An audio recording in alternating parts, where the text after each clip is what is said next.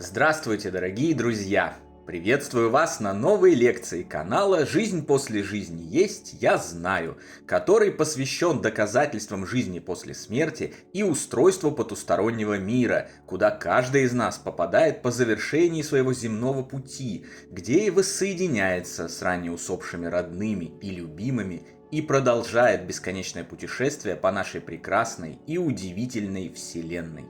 Сегодня мы поговорим о родственных душах. Узнаем, что это такое, откуда пошло это понятие, как встретить родственную душу, распознать ее и как, если очень хочется, укатить с ней в розовый закат. Начнем вот с чего. Факт существования жизни после смерти неоспорим и многократно доказан. Я не буду сейчас в миллионный раз повторяться и углубляться в ссылки на авторитетные источники и доказательства этого. Все это уже сделано в предыдущих видео и наших книгах цикла «Жизнь после жизни есть, я знаю». Кому данная информация нужна, легко получит ее, обратившись к указанным материалам. Сейчас же обратимся непосредственно к идее родственных душ, которая сама по себе логично вытекает из факта бессмертной сущности человека, а значит и существования рядом с ними таких же бессмертных, близких и любимых. Раз все так, они не могут не быть, они должны быть, и они действительно есть. Именно поэтому встреча с так называемой родственной душою в текущей физической жизни – сокровенная мечта почти всех живущих на планете Земля и, наверное, за ее пределами тоже. Так уж мы устроены, подсознательно, наитивно, всегда помним о нашей бессмертной природе, бесконечной важности любви и стремимся к ней, пусть и со всеми ограничениями, наложенными воплощением в слабом физическом теле. Под родственной душой в наши дни стереотипно понимается наиболее близкая душа, с которой человек идет рука об руку на протяжении текущей, многих или даже всех своих жизней и воплощений. Проходит совместные уроки, неизменно встречается и неизменно же расстается. Как правило, все это происходит драматически, с высоким уровнем эмоциональности и вовлеченности друг в друга. Обычно под родственными понимают души супругов, реже детей и самых близких друзей. Еще реже, совсем пока для многих немыслимое и невероятное, животных. Поиск родственных душ становится для некоторых людей главной целью жизни, обнажая тем самым очень серьезную проблему – плоское, упрощенное, категоричное мышление и ставя важнейшую задачу – необходимость научиться мыслить объемно, разумно и трезво, не впадая в какие-либо категории и крайности. Приведу пример. У меня был знакомый, для которого каждая его новая пассия становилась его родственной душой. Каждые 3 года он находил очередную такую молоденькую родственную душу, проводил с ней означенный срок, она ему надоедала, он с ней расставался и встречал новую, неизменно родственную душу, еще более молодую, спортивную и блондинистую.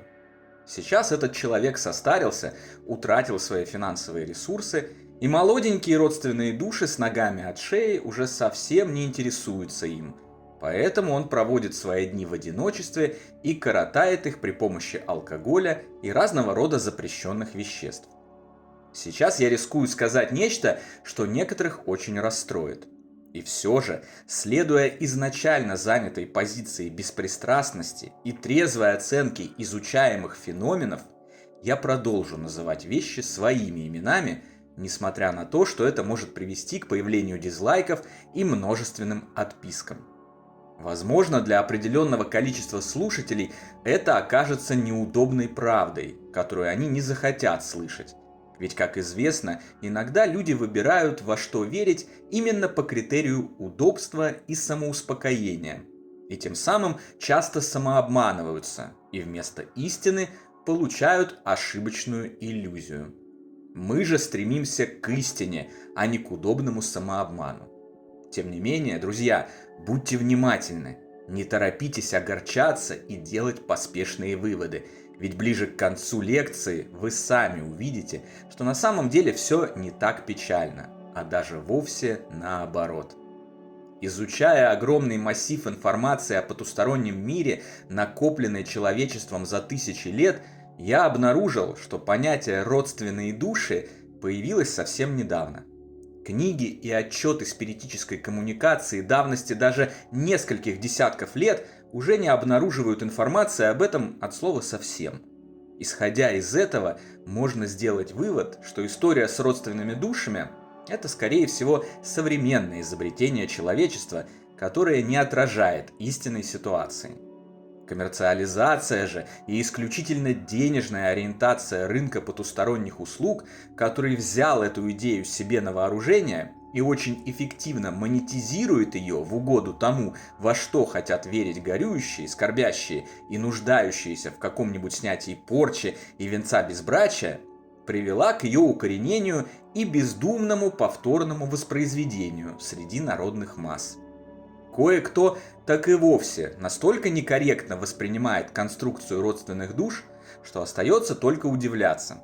К примеру, на нашем канале некоторое время обитала одна женщина, пытавшаяся изображать из себя высокодуховную личность, старую, мудрую, опытную, развитую душу, много знающую и много понимающую.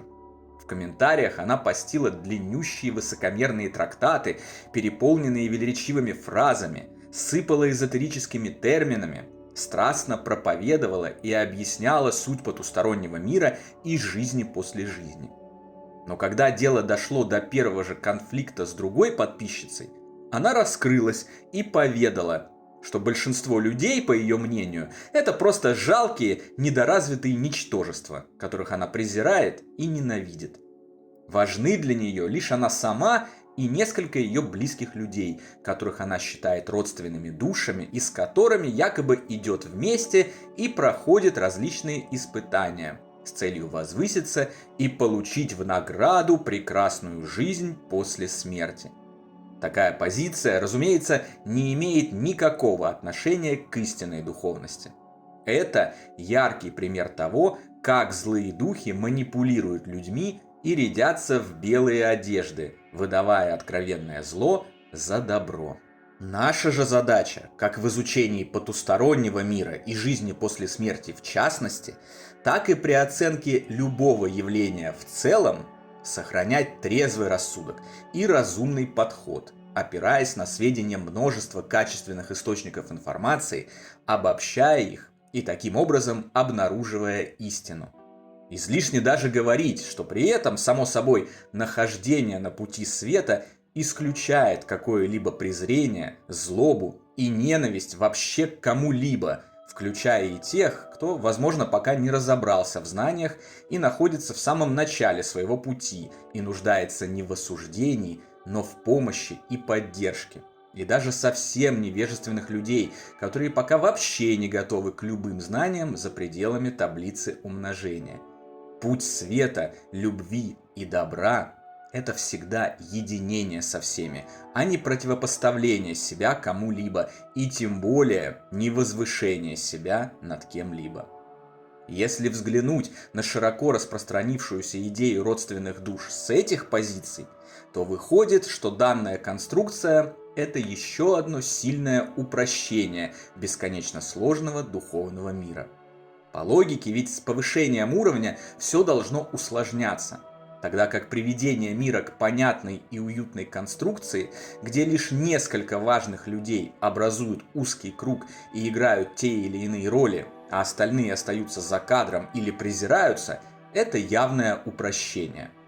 На самом же деле все мы родственные души. Все мы созданы одним Творцом и любящим нас Отцом. Все мы представляем собой родных братьев и сестер, связанных друг с другом невидимыми нитями. Как и в физическом мире, на протяжении вечности мы взаимодействуем с огромным количеством душ. С какими-то взаимодействуем многократно и глубоко, с какими-то лишь по касательной.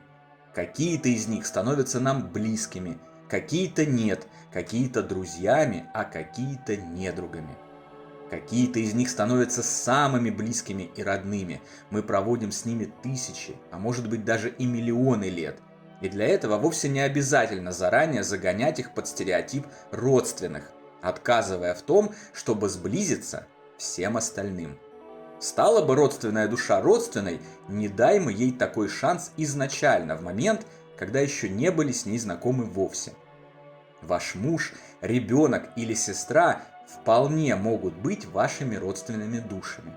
Но и нищий человек, сидящий возле метро в коробке, мимо которого вы проходите каждый день, тоже может стать такой душой, если вы дадите ему шанс познакомиться и проявить себя в этой жизни или в следующих.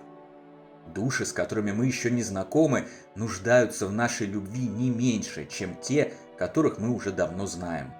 Чтобы пройти испытание жизни, вовсе не обязательно делать это только с самыми близкими душами. Ведь нет ничего интереснее на свете, чем пробовать новое. А бесконечное разнообразие Вселенной не просто так позволяет это делать. Даже наоборот, в душах, с которыми мы пока не знакомы, могут обнаружиться новые для нас качества, принципы и идеи, которые и станут прекрасным примером и великолепным развивающим опытом. С другой стороны, это и не означает, что нужно отдаляться от уже знакомых, близких душ, забывать о них и тратить время только на новый опыт. Разумное, трезвое мышление как раз и определяет необходимость здравого баланса во всем. Умение уделять внимание и безусловную любовь всем – важнейший навык, который необходимо развивать, пестовать и применять на протяжении всего своего существования. Упрощение с родственными душами и фиксация на них исключает его развитие, тогда как расширение рамок мировоззрения, напротив, дает нам больше интересных возможностей, опыта и навыков. И главное, способов и возможностей проявить свою любовь и сделать счастливыми как можно большее количество окружающих, не ограничиваясь всего несколькими ключевыми персонами. Не означает мной сказанное и то, что по завершении текущего воплощения мы встретимся только с родственными душами или наоборот, не встретимся с ними, оказавшись в какой-то малознакомой или незнакомой толпе. Мы встретимся со всеми, с кем связаны нитями искренней взаимной любви, безотносительно к тому, какую степень родственности они представляют, и как давно или недавно мы их знаем, встречались ли только в этой физической жизни, или виделись последний раз 50 жизней назад на другой планете. Итак, мы разобрались, что нет никакого смысла циклиться на поиске, обнаружении или возвращении так называемых родственных душ. Встретить родственную душу можно в любой момент. Для этого не нужно вести поиски, раскладывать карты, делать привороты и безнадежно ждать годами, перебирая в голове пункты огромного перечня требований к такой душе. Родственные души повсюду. Стоит только выйти на улицу, и вот они, все ваши родственные души, все ваши братья и сестры. Каждая из них нуждается в вас, в ваших знаниях, в вашей любви, в вашем опыте, в вашем неравнодушии и вашей помощи. И каждая же в свою очередь готова поделиться своей любовью и стать самой близкой душой, с которой у вас будет вечность захватывающих приключений. Нужно только открыться навстречу излучаемому ей потоку добра, любви и позитива и позволить случиться всему, что ждет впереди. И не надо ни о чем переживать и ни о чем беспокоиться.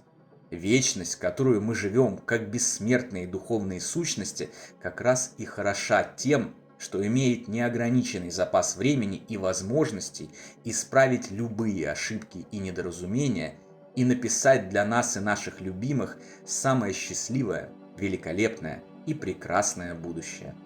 На сегодня это все, дорогие друзья. В качестве домашнего задания попрошу вас в ближайшие дни попробовать смотреть на всех без исключения встречающихся вам людей как на родственные души. Будь то ваша половинка, ребенок, родитель, сосед, кассир в пятерочке, коллега или даже опостылевший начальник самодур. Если вам понравится и вы возьмете такое восприятие окружающей реальности за правило, гарантирую вам, это еще на один большой шаг приблизит вас к расширению знаний о нашей Вселенной, покою, умиротворению в душе, уверенности в себе, своей бессмертной природе, неотвратимо приближающейся встрече с ушедшими за порог земного мира любимыми и перманентному наслаждению жизнью во всех ее проявлениях. В следующий раз мы узнаем, правда ли то, что в рай после смерти возьмут только тех, кто верит в Иисуса Христа, или есть другие обходные пути оказаться в самой лучшей посмертной реальности. Встречаемся здесь же, на нашем канале, послезавтра. Всего вам самого лучшего, великолепного и замечательного.